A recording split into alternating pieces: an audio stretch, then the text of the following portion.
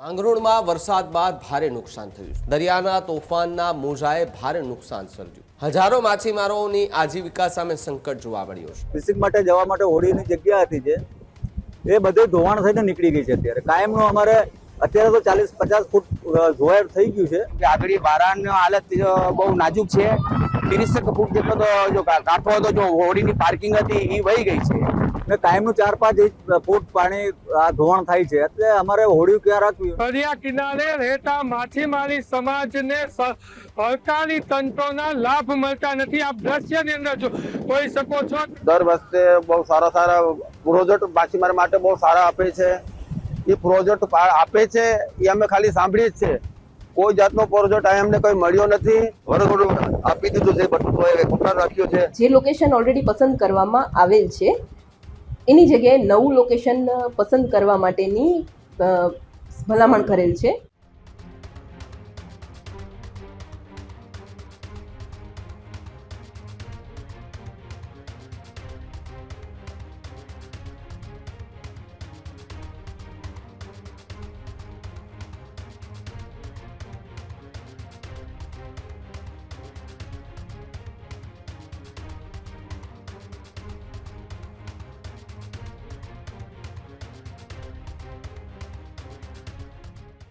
માંગરોળમાં વરસાદ બાદ ભારે નુકસાન થયું। સ્થાનિક લોકોને તો ભારે જ નુકસાન થયું, પરંતુ ત્યારબાદ હવે સર્વે કરવામાં આવી રહ્યો છે, તપાસ થઈ રહી છે। ગ્રાઉન્ડ ઝીરો પર અમે જઈ રહ્યા છીએ ત્યારે ખબર પડી રહી છે કે માંગરોળના સેરિયાસ બારા બંદરે ભારે વરસાદથી નુકસાન જોવા મળી રહ્યું છે। દરિયાના તોફાનના મોજાએ ભારે નુકસાન સર્જ્યું। 2021માં સરકારે 8.36 કરોડની જેટી મંજૂર કરી। સરકારની મંજૂરી હોવા છતાં આજે પણ તેમનું કામ શરૂ નથી થયું। હોડી પાર્કિંગ પ્લેટફોર્મ દરમિયાન એ સમાય જે છે તે આખું ગયું છે। એ જે દરિયો છે તેની અંદર આખું જે હોડીનું પાર્કિંગ હોય છે એ આખું દરિયાની અંદર સમાઈ ગયું છે। કરોડોની હોડીઓ હવે ખુલ્લામાં જોખમી રીતે જોવા મળી છે। હજારો માછીમારોની આજીવિકા સામે સંકટ જોવા મળ્યું છે। દરિયાકાંઠાના ધોવાણને વધારી અને માછીમારોની ચિંતા વધી। તાત્કાલિક જેટી બાંધકામની માંગ પણ ઉઠી છે, જ્યારે માંગરોળના મચ્છી અધિક્ષક મયુરી ઠાકરનું પણ નિવેદન સામે આવ્યું। સરકારે ત્વરિત પ્રક્રિયા જે છે તે ચાલુ કરી છે। સરકારના વચનો સામે માછીમારોમાં ભારે રોષ વ્યાપી ઉઠ્યો છે। જુઓ તમે કેવી રીતે ત્યાં હોડીઓ પાર્કિંગ કરાય છે। એ હોડીઓ જે પાર્ક કરેલી છે ત્યાંય દરિયાના મોજા ત્યાં સુધી આવી રહ્યા છે, એમનો સામાન બગડી રહ્યો છે। એક તરફ વરસાદમાં જે માછીમારો છે તે દરિયો ખેડવા પણ નહોતા જઈ શક્યા, અને અચાનક આવેલા એ વરસાદે અને અચાનક આવેલી એ તબાહી બધું જ તહેશ નહેશ કરી દીધું। જ્યારે મારા સહયોગી પ્રતાપ ભરાડ કે જે માંગરોળ અને આસપાસના એ દરિયાકાંઠે ફર્યા અને ત્યાંના જે માછીમારો છે તેમની સાથે વાત કરવાના પ્રયાસ કર્યા, તો તેમણે પણ કહ્યું કે જે દરિયાની અંદર અમારી હોડીઓ પાર્કિંગ કરવામાં આવતી હતી એ પાર્કિંગ આખે આખું દરિયામાં સમાઈ ગયું। હવે અમારે હોડીઓ ક્યાં પાર્ક કરવા જોઈએ? સરકારે જેટીની મંજૂરી તો 2021માં આપી હતી, પણ 8.36 કરોડ રૂપિયા મંજૂર કર્યા, પણ આજ દિવસ સુધી આજે સેરિયાસ બારા બંદર છે ત્યાં કોઈ કામગીરી નથી કરવામાં આવી, અથવા તો માછીમારો માટે કોઈ પણ જાતનું કંઈ વિચારવામાં નથી આવ્યું। બધી જ જગ્યાએ નુકસાન જોવા મળી રહ્યું છે, જેને કારણે હાલ તો માછીમારીઓ હેરાન પરેશાન થતા જોવા મળી રહ્યા છે। માંગરોળના મચ્છી અધિક્ષક છે તેમણે પણ નિવેદન આપ્યું છે અને કહ્યું છે કે સરકાર સ્તરે પ્રક્રિયા જે છે તે ચાલુ છે। 2021થી લઈ 2026 સુધી કઈ પ્રક્રિયા ચાલુ હશે અને માછીમારી માટે કેમ કામ ન થયું તેને લઈને પણ એક ગંભીર સવાલ ઉઠતો જોવા મળી રહ્યો છે। ત્યારે જુઓ અમારો ગ્રાઉન્ડ ઝીરો રિપોર્ટ કે ત્યાંના માછીમારો શું કહી રહ્યા હશે। સમસ્યા અમારી હોડીની પાર્કિંગની જગ્યા આખી બધી વહી ગઈ છે। દરિયા ઉપર આવી ગયો છે, 40-45 ફૂટ દરિયાનો ધોવાણ થઈ ગયો છે। એના માટે પાર્કિંગની જગ્યા નામની કોઈ ચીજ છે જ નહીં। અટાણે પરિસ્થિતિ એવી છે કે આપણે દરિયામાં હોડી હશે તો અમે ધંધો કરી શકશું, એ હોડી અમારી દરિયામાંથી વહી જવાની છે। પાર્કિંગની જગ્યા નથી। સરકાર એમાં અમને અમારો બંદર પાસ થયેલ છે, એમાં વહેલી તક મેં ધ્યાન આપે। 2022માં પાસ થયેલો હતો, એના પહેલા અમારા 3 બંદર પાસ ભેગા થયા હતા। એક ધામરજ બંદર, એક સુત્રાપાડા અને એક સિરાજ બારા। સિરાજ બારાનું કામ અટકેલ છે। એ કઈ બાબતમાં અટકેલ છે એમાં સરકાર એમાં વહેલી તક પૂરો કરાવે અને પૂરો ધ્યાન આપે। સરકાર પાસે અમારી માંગણી છે કે આ બંદર અમારે બને તો અમારી રોજીરોટી અમે કમાવી શકીએ। અમે ગરીબ માણસ શું છે ને અમે દરિયામાં સંકળાયેલા છે। 7 થી 8 હજાર ધરાવતો ગામ છે। ને મોદી સાહેબને દર વર્ષે બહુ સારા સારા પ્રોજેક્ટ માછીમાર માટે બહુ સારા આપે છે. એ પ્રોજેક્ટ આપે છે એ અમે ખાલી સાંભળીએ જ છે. કોઈ જાતનો પ્રોજેક્ટ અમને કોઈ મળ્યો નથી ને આજ રીતની એ તકલીફ અમને છે જ. ને આપણા માન્ય શ્રી ભૂપેન્દ્રભાઈ પટેલ મુખ્યમંત્રી સાહેબ એ બી બહુ સારા પ્રોજેક્ટ આપે છે. પણ ગુજરાતમાં આપણે કોઈ સરકારમાં કોઈ પ્રોજેક્ટ ખાલી અમે સાંભળીએ છીએ ને સમાચારમાં જ આવે છે ને અમે દરિયાકાંઠે રહે છે. અમારે અહીંયા કોઈ જોવા આવતો નથી ને સરકાર એમાં વહેલો ધ્યાન આપે ને અમારો જો માંગણી છે એમાં પૂરી વહેલી થાય તો અમારી રોજીરોટી અમે કમાવી શકીએ. ને એમાં ભૂપેન્દ્ર સાહેબનો ખૂબ ખૂબ આભાર. એમાં વહેલી તક અમને જુનાગઢ જિલ્લામાં કોઈ બી જેટલા બી અધિકારી છે અહીં કોઈ મોકલે અમારી વ્યવસ્થા કરી દઈએ. અહીંયા એ તકલીફ છે કે કેટલા ટાઈમથી અહીંયા ગોદીનો જો બંદર બનાવવાનો છે એ હજી કામ થયો નથી. 2022માં અહીંયા મંજૂર થઈ ગયો હતો. મોદી સરકારને અમને નમ્ર વિનંતી કરીએ છીએ કે તે સારો કંઈક આ બાજુ પણ એનો ધ્યાન રાખે કે જો વિકાસનું કામ મોદી સરકાર કર્યું બહુ સારો કામ કર્યું છે હજી સુધી આપણા હિન્દુસ્તાનમાં. હજી સુધી બારા ઉપર આ કામ થયો નથી. તો અમને પણ જો જેટીની જરૂર છે એ મોદી સરકારને અમે નમ્ર વિનંતી કરીએ છીએ કે અમારે यहाँ पर કામ શરૂ કરે. કેમ કે આગળ બારાની હાલત બહુ નાજુક છે. 30 ફૂટ જેટલો તો જો કાંઠો હતો, જો હોડીની પાર્કિંગ હતી એ વહી ગઈ છે.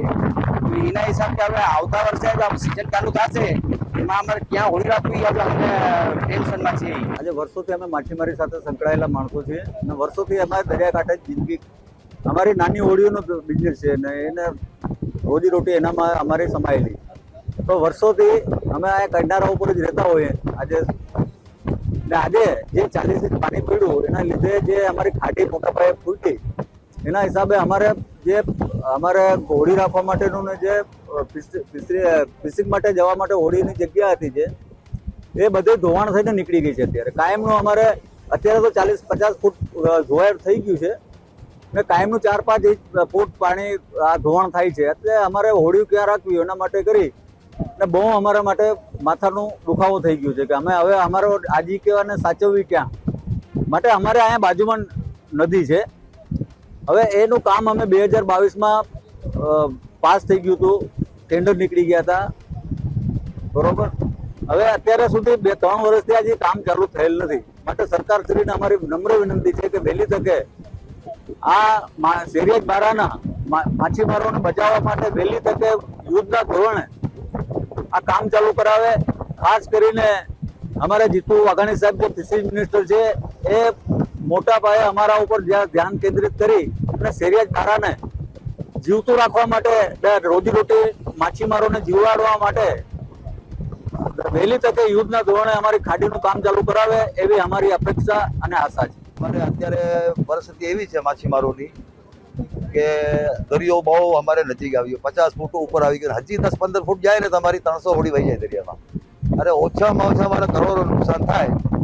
પછી એના વસાવવા માટે એક હોડીમાં 10 લાખ રૂપિયા તે હોડી બને, મશીન જાળ હોડી.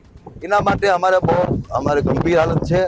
સરકાર એમાં પૂરું ધ્યાન આગળ જે પૈસા મંજૂર થયા અમારા બંદરના એ વહેલી તકે અમારું કામ શરૂ કરે. ભૂપેન્દ્રસિંહ આપણે ગુજરાત રાજ્યના સીએમને હું અભિનંદન આપું કે તમે આ પાસ હવે એના માટે તમે ડાયરેક્ટ એક્શન લ્યો, તાત્કાલિક કામ ચાલુ કરાવો.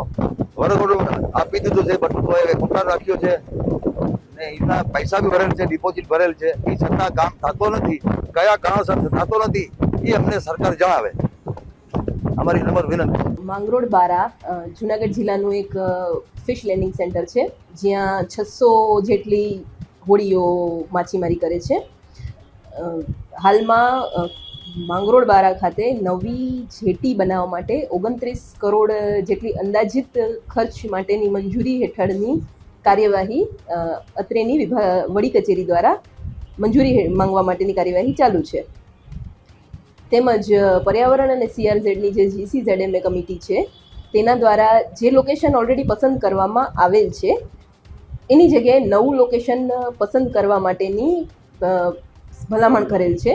તો નવું લોકેશન પસંદ કરી અને ત્યારબાદ આગળની કાર્યવાહી હાથ ધરવામાં આવશે.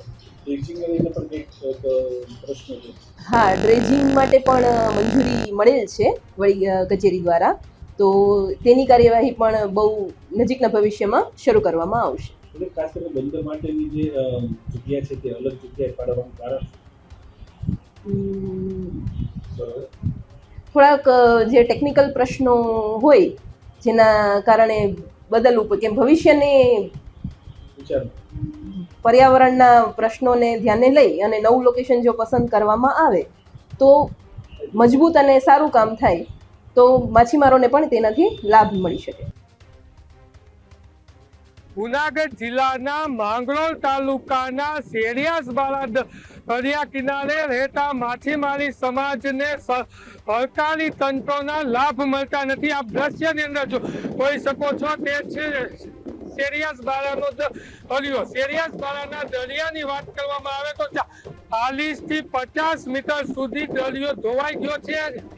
એના હિસાબે માછીમારી કરતા લોકોને ભારે હાલાકીનો પોતાની હોળી જે હોય છે, બોટ જે હોય છે, તેને પાર્કિંગની પણ સુવિધાઓ નથી. 2022 ની અંદર જેટી પાસ થઈ ગઈ હોવા છતાં પણ તંત્ર દ્વારા કોઈ પણ પ્રકારનું એક્શન લેવામાં આવ્યું નથી. ખેડૂત ભાઈઓ છે ખેતરમાં ડ્રોન ઉડાવતા હોય છે ત્યારે આપણે એક પ્રશ્ન સતાવતો હોય છે કે જે આપણે અત્યાર સુધી જીપીએસ ટેકનોલોજીવાળા ડ્રોન વાપર્યા છે, જેથી કરીને મોબાઈલ ટાવર છે અથવા તો હાઈ ટેન્શન લાઇન પસાર થતી હોય, કોઈ વૃક્ષો હોય, ત્યારે જે જીપીએસ ટેકનોલોજીવાળા ડ્રોન છે એમાં ટકરાય અને ટ્રેસ થાય છે. પણ એગ્રીઓન લાવ્યું છે GNSS ટેકનોલોજી ડ્રોન, જેથી કરીને એ ડ્રોન છે એ કોઈ જગ્યાએ ટકરાય નહીં, પોતાની રીતે જ ડિસિઝન લે છે અને મૂવ થઈ જાય છે, જેથી કરીને GNSS ટેકનોલોજી ડ્રોન છે એ વાપરવાનો આગ્રહ રાખો. અત્યારે જ ન્યૂઝરૂમ ગુજરાતની યુટ્યુબ ચેનલને સબસ્ક્રાઇબ કરો અને ઇન્સ્ટાગ્રામ અને ફેસબુક પર ફોલો કરો. અપડેટ રહો, સત્યની સાથે રહો.